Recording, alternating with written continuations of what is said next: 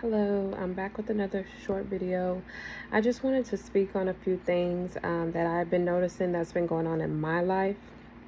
So, a few things. I have entered into the promised land, and I noticed right off the bat I've been having to fight. And um, a few of the things that I've been having to go through is emotional things, and then also physical pain that I've been feeling as well. And I do see the enemy trying to come in and distract me. A few of the things that you may encounter, not everyone is in the same stage. Um, Many of us are on this walk, but we're in different stages and different parts. So some of the things may resonate with many because either you've been through it or you're going through it. So just a few of the things that I've been having to deal with or go through. If you don't know, I am isolated. I do not associate. Ooh, I'm sorry, the phone almost fell. With anyone at this time, family, friends. This is a time where I just pray, fast, study, and get closer to God. And I noticed last night I was very, very emotional. I don't like to speak too much personal on my life, but I like to give you guys raw and uncut so that you could understand or resonate with what I'm saying, because many of these here testimonies or the trials that we have to go through, some people just like yourself may be going through, and like myself may I can help you with it because I've been through it or I'm going through it. So I noticed last night I was very emotional.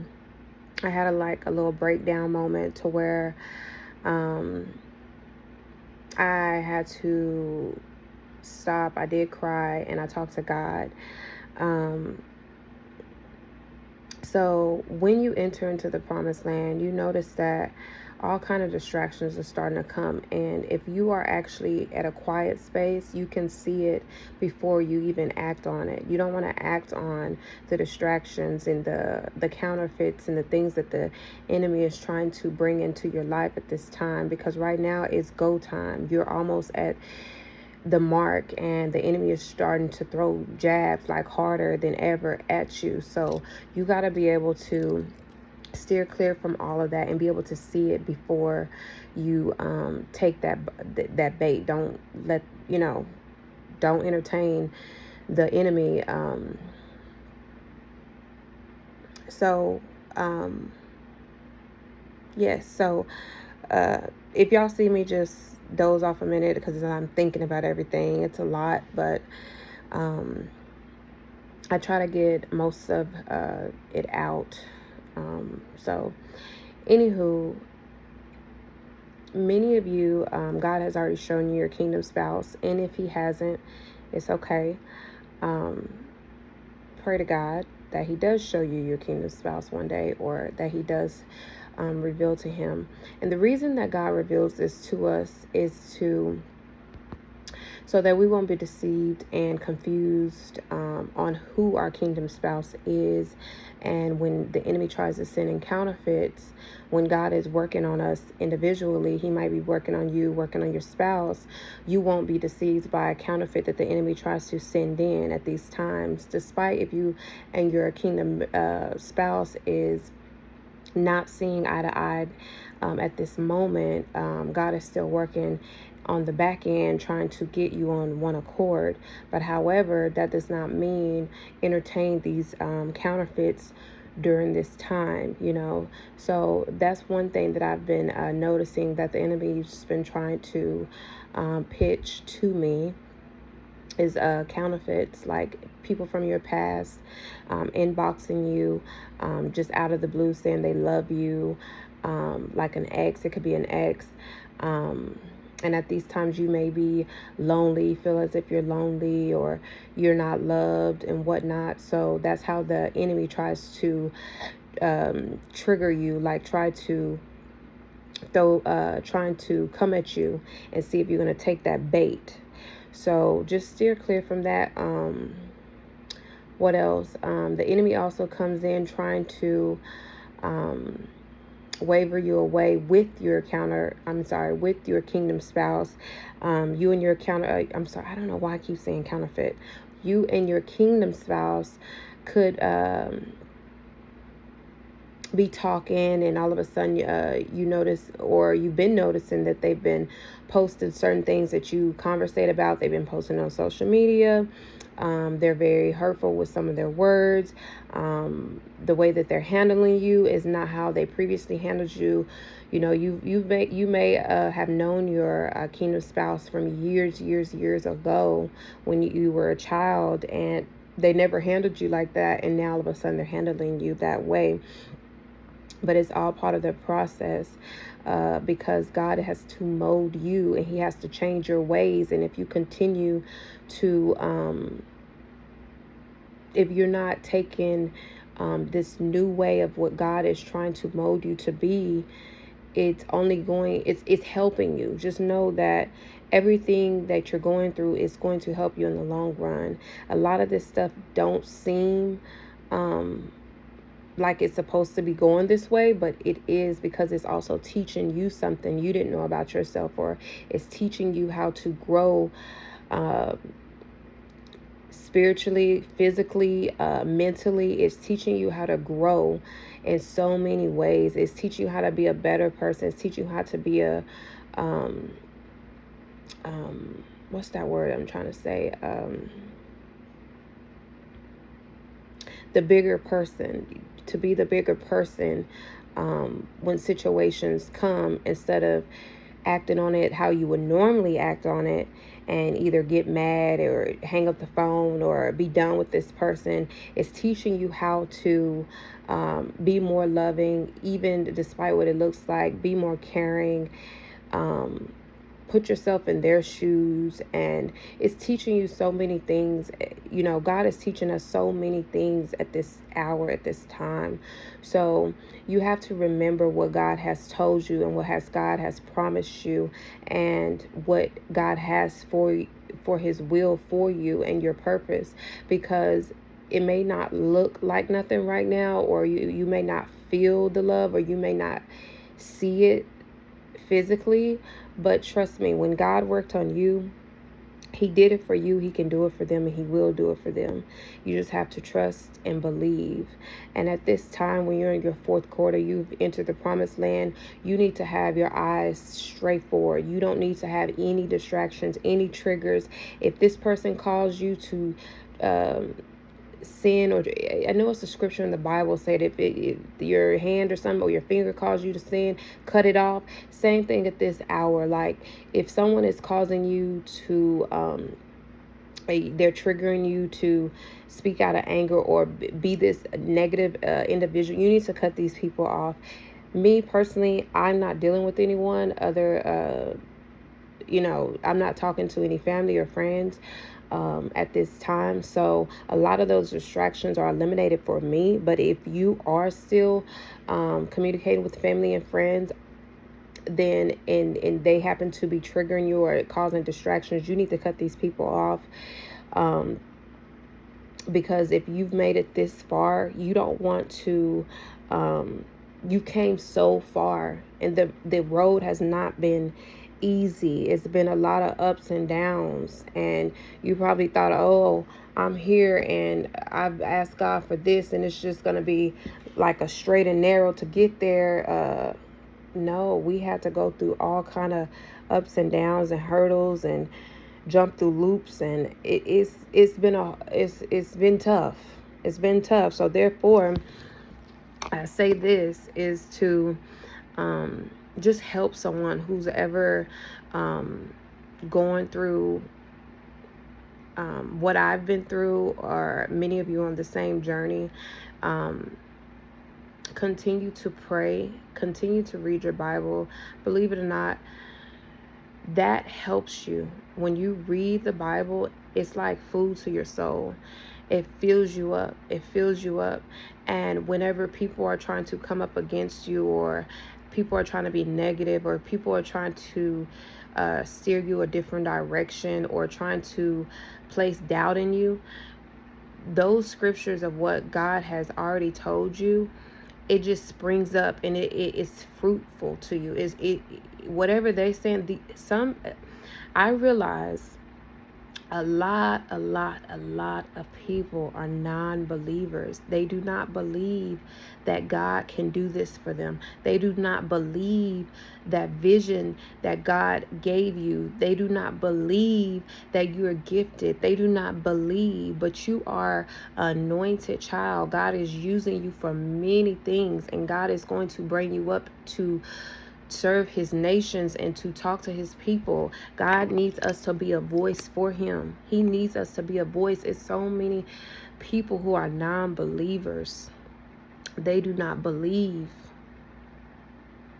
Either it's because they haven't experienced God, or they have experienced and they just overlooked it, or they just think that they're just lucky and stuff is happening, or they're just living it up their way and thinking that stuff is just, they're good the way they're comfortable, and they think that they can get by. Like, it's so many non-believers. And I don't judge no one. I do not want to judge anyone, because I remember at a phase in my life to where God had to correct me, because I was judging others on materialistic things. And I was a person who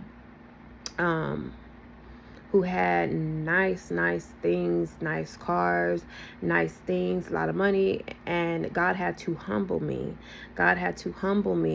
And one of the things that I remember him showing me and telling me is, thou shalt not judge. So I do my best, and I do not judge no one, because we all fall short of the glory. And I was once in people's position, so you cannot judge the next person. We are all battling different things. We're all battling something, big or little. We all need God for something. We all need God. Without God, there's nothing. Okay, so at this time, you are almost there. Keep pushing. Do not give up, guys. I know it's been a long journey. And I don't edit any of my videos. I come on, I give you the raw, the uncut me, only because I want y'all to see the progress as God keep working on me, as God pours his wisdom on me, as the experiences that I go through, and I bring it to you all of what I'm going through. Maybe you can resonate. I just give you guys the real, the raw. I don't want to come over here and dress it up. I just give it to you the way I'm getting it, the way that I'm going through the process. And God has sent me a couple of mentors on the way. During this here process, and I love those ladies dearly. I never even met them, but I love them dearly because they helped me so much on this. I thought at first, no joke, I thought I was going crazy. I'm like, what am I experiencing? Why am I feeling this way? What is these dreams? What is these visions I'm getting? And I didn't understand it until God sent me a certain individual to teach me what I was experiencing. I was like, what is this that I was telling my kingdom spouse, I was like, I'm having these here dreams. And he was like, are you getting them every night? I was like, last couple of nights. I remember now that when I got them, they started to happen like very, very frequently, like when I started to get them. But he asked me, when was the first time that you received one? And I had to go back, and I didn't know at the time I was receiving it at that time until recently, like months back, recently, when God started to gift me with these gifts. I was telling him, when God gave me a dream, I had a dream of who my kingdom spouse was. We got back in touch again. Me and my kingdom spouse, I'm just rambling at this point a little bit, but Me and my kingdom spouse, we knew each other. We dated when we were 15 years old. 15 years old. At this time in my life, I am 32 years old, and we haven't talked in many, many, many of years. So many of years. But when God had gave me that dream and that feeling in the dream, I was like, wow, what is this that's going on, you know? And then I started having it more rapidly. Then I started having open visions, um, you know? And again, very, very grateful. Very, very grateful, because many people do not get to experience things like this. But I was confused, and when you are gifted like that, you're confused on what's going on with you because it's all new. So when God sent me my mentor, my instructor, she was explaining what was going on, and I was like, oh, so I'm a seer. Okay. You know, so I had to learn these things because, like I say, I did not know. I never experienced it, so I never knew about it. Okay. So I'm gonna leave this here. Again, guys, if you're in your fourth quarter, you're almost at that finish line. Well, we're never finished, but when you're almost there, you're almost at, you're in the promised land. You just entered. You are going to have a fight. You're going to have a fight, and you're always going to have to fight. We always are going to have to fight. Always. But know that God is with us. God is with us. So who could be against us? If God is calling you to do something, y'all, just do it. Be obedient. Just do it. If you're too tired, if you feel like you're overwhelmed, pray to God. Express to Him what you're feeling, even though He already knows. Go to Him with a sincere heart. Pray to Him. Talk to Him. Build that connection. I'm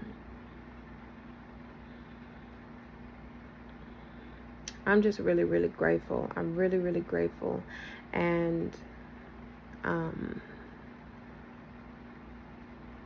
yeah, I'm just really, really grateful. I'm grateful for the small things. I'm grateful when someone gives me a nice compliment. I'm grateful